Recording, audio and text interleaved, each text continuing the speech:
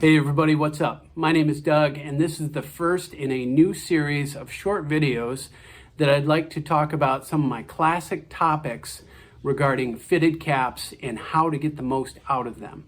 So in this first video, we're going to look at a brand new fitted cap, how to smooth it out, curve the visor, and also give it a little stretch and shape to get it ready for wearing. In order to do this, the equipment you're going to need includes a hat jack, an essential for any hat collector or wearer of multiple fitted caps. Secondly, a bump cap insert, which I believe is that next level of commitment to fitted hats. And then lastly, you need a steam source, which can be delivered either through a standard tea kettle on your stovetop or a portable garment steamer.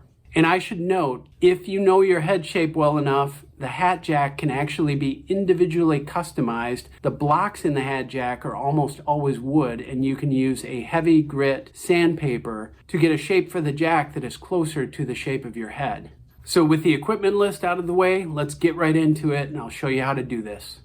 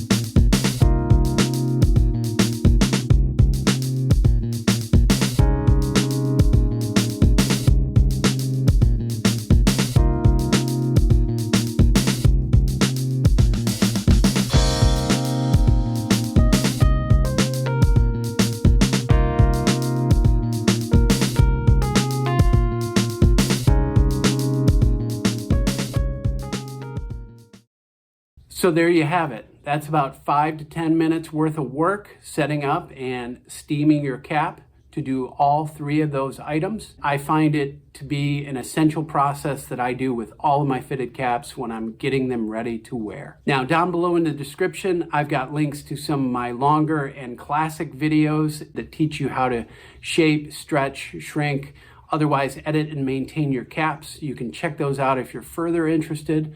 But other than that, as always, thank you for watching, and we'll see you next time.